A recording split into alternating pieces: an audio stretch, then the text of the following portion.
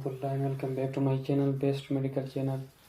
आज हम chronic gastritis के बारे में पढ़ेंगे। क्रॉनिक गैस्ट्राइटिस स्टमक का इन्फ्लेमेशन होता है, स्टमक के म्यूकोजा का, जो कि एक लॉन्ग लास्टिंग कंडीशन है। इसके दो टाइप्स होते हैं, एक होता है क्रॉनिक ऑटो इम्यून गैस्ट्राइटिस और एक होता है chronic H pylori related gastritis. पहले हम क्रॉनिक ऑटो इम्यून गैस्ट्राइटिस को पढ़ते हैं। Chronic auto immune gastritis less than 10% of cases में होता है। मिसाल मतलब ये है कि ये कम केसेस में होता है, क्योंकि 90% जो गैस्ट्राइटिस होता है क्रॉनिक वो एच पाइलोरी रिलेटेड होता है। ऑटो इम्यून जिस तरह अपने नाम से जाहिर है, इसमें ऑटो इम्यून रिएक्शन होता है, यानी ऑटो एंटीबॉडी बनते हैं और उसके नतीजे में फिर गैस्ट्राइटिस होता है। यहाँ पर ऑटो एंटीबॉडी किस चीज़ के खिलाफ बनते हैं, तो ऑटो एंटीबॉडी पैराइटल सेल्स के खिलाफ बनते हैं।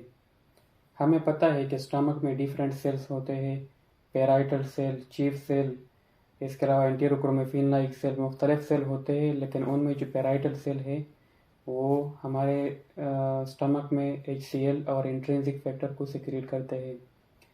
तो क्रॉनिक ऑटो इम्यून गैस्ट्राइटिस में पैराइटल सेल के खिलाफ ऑटो एंटीबॉडी बनते हैं और वो ऑटो एंटीबॉडी पैराइटल सेल को डिस्ट्रॉय करते हैं। पैराइटल सेल स्टमक में कहाँ पर लोकेटेड है? ये स्टमक का स्ट्रक्चर है, ये स्टमक का फंडस है, ये बॉडी है और ये कार्डिया है और ये एंट्रम है। तो जो स्टमक का फंडस है और जो बॉडी है, यहाँ पर पैराइटल सेल लोकेटेड होते हैं।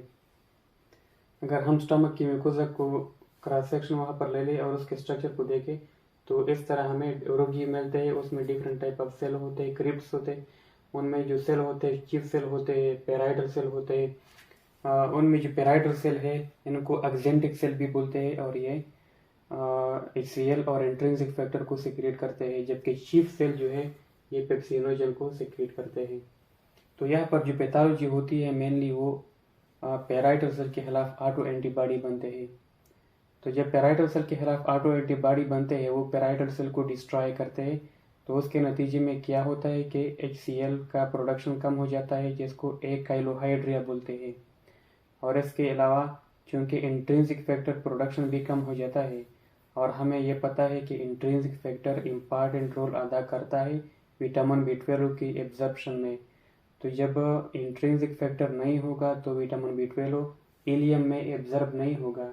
तो जब विटामिन B12 इलियम में एब्जॉर्ब नहीं होगा तो हमारे बॉडी में विटामिन B12 की कमी होगी, और इस कंडीशन को कि जिसमें इंट्रिंसिक फैक्टर के न होने की वजह से विटामिन B12 का एब्जॉर्प्शन नहीं होता और ब्लड में उसका लेवल कम हो जाता है, इसको कहते हैं परनिशियस एनीमिया, जो कि मेगलोब्लास्टिक एनीमिया होता है। ये बेसिकली इंट्रिंसिक फैक्टर की कमी की वजह से होता है। तो मेगलोब्लास्टिक एनीमिया भी होता है, जिसको परनिशियस एनीमिया बोलते हैं। दूसरा सवाल ये पैदा होता है कि यहाँ पर पेप्सिनोजन का लेवल क्यों कम होता है। जब हम फाइंडिंग को देखते हैं तो एक तो हमारे पास एक काइलोहाइड्रिया होता है, वो तो समझ में आता है कि चूँकि यहाँ पर पैराइटल सेल डिस्ट्रॉय हो गई, उसकी वजह से HCl का प्रोडक्शन कम हो गया। और इसी तरह परनिशियस एनीमिया भी हमें समझ में आता है। लेकिन ये जो पेप्सिनोजन का लेवल कम हो जाता है, ये क्यों होता है? हालांकि पेप्सिनोजन तो चीफ सेल सिक्रेट करता है, वो तो पैराइटल सेल सिक्रेट नहीं करता। तो उसकी वजह यह है कि यहाँ पर म्यूकोजल एट्राफी भी होती है। यहाँ जो गेस्ट म्यूकोजा है उसकी एट्राफी भी होती है, तो उसके नतीजे में चीफ सेल के डिस्ट्रक्शन के भी चांस होता है, तो उसके नतीजे में पेप्सिनोजन का लेवल भी कम हो जाता है। दूसरी का फाइंडिंग यह होती है कि जब यहाँ पर पैराइटल सेल डिस्ट्रॉय होते हैं तो पैराइटल सेल HCl को सिक्रेट नहीं करते, उसके नतीजे में एक काइलोहाइड्रिया होता है। तो HCl को चूँकि कम हो जाता है, तो उसके नतीजे में यहाँ पर एंट्रम में G सेल होते हैं जो कि गेस्ट्रिन को सिक्रेट करते हैं। तो गेस्ट्रिन यहाँ पर G सेल स्टिमुलेट हो जाते हैं, क्योंकि वो चाहते हैं कि HCl का लेवल ज़्यादा हो जाए, तो बार बार गेस्ट्रिन को सिक्रेट करते हैं। तो इसके नतीजे में एंट्रम में जो G सेल होते हैं उनका हाइपरप्लेसिया हो जाता है और वो गेस्ट्रिन को ज़्यादा सिक्रेट करते हैं। तो यहाँ पर हाइपरगेस्ट्रिनीमिया भी हमें देखने में मिलता है। तो एंट्रल G सेल हाइपरप्लेसिया की वजह से फिर हाइपरगेस्ट्रिनीमिया होता है। ये तो फाइंडिंग हो गई, पैथोलॉजी हो गई। अब हम इसके कॉम्प्लिकेशन की तरफ आते हैं कि अगर क्रॉनिक ऑटो इम्यून गैस्ट्राइटिस मौजूद है तो इसके नतीजे में कौन कौन से डिजीज़ वाक़ हो सकते हैं। सबसे पहले जो इम्पॉर्टेंट डिजीज़ है वो है एडिनोकार्सिनोमा ऑफ द स्टमक।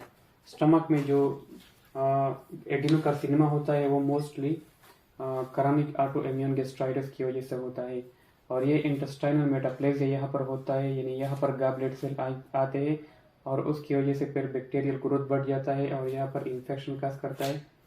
इसके साथ साथ म्यूकोजल एट्राफी भी होती है और पेप्टिक अल्सर डिजीज़, अगरचे इसके चांसेस कम होते हैं लेकिन ये भी होता है क्रॉनिक ऑटो इम्यून गैस्ट्राइटिस में। इसके साथ जो एसोसिएटेड कंडीशन है उसमें डिफरेंट ऑटो इम्यून कंडीशन जिसमें थायराइडाइटिस हो गया, इसके अलावा ग्रेव्स डिजीज़ जिसमें भी ऑटो इम्यून कंडीशन है, और डायबिटीज़ जो है ना इसमें भी हमारे पास क्रॉनिक ऑटो इम्यून गैस्ट्राइटिस के साथ रिलेटेड कंडीशन है। तो ये सारे क्रॉनिक ऑटो इम्यून गैस्ट्राइटिस के बारे में ये सारा डिटेल था। उसका मैकेनिज्म, उसकी मॉर्फोलॉजी अगर हम देखें तो यहाँ पर हमें म्यूकोजल एट्राफी मिलेगी और इसके अलावा यहाँ पर एक काइलोहाइड्रिया हमें मिलेगा। आगे जब हम पढ़ेंगे chronic H pylori related gastritis को तो वहाँ पर एक काइलोहाइड्रिया नहीं होता, वहाँ पर हाइपोकाइलोहाइड्रिया होता है, क्योंकि वहाँ पर जो पैराइटल सेल का जो डिस्ट्रक्शन है वो ज़्यादा नहीं होता, जबकि क्रॉनिक ऑटो इम्यून गैस्ट्राइटिस ज़्यादा डेंजरस है क्योंकि यहाँ पैराइटल सेल ज़्यादा डिस्ट्रॉय होते हैं, तो उसके नतीजे में एक काइलोहाइड्रिया होता है। और यह एडिनोकार्सिनोमा के डेवलपमेंट के इंटेस्टाइनल टाइप ऑफ जो कार्सिनोमा होता है उसके डेवलप होने के चांसेस ज़्यादा होते हैं, क्योंकि यहाँ पर इंटेस्टाइनल मेटाप्लेजिया भी होता है और यहाँ पर गॉबलेट सेल बनते हैं। तो ये क्रॉनिक ऑटो इम्यून गैस्ट्राइटिस था। आगे वीडियो में हम chronic H pylori related gastritis को पढ़ेंगे।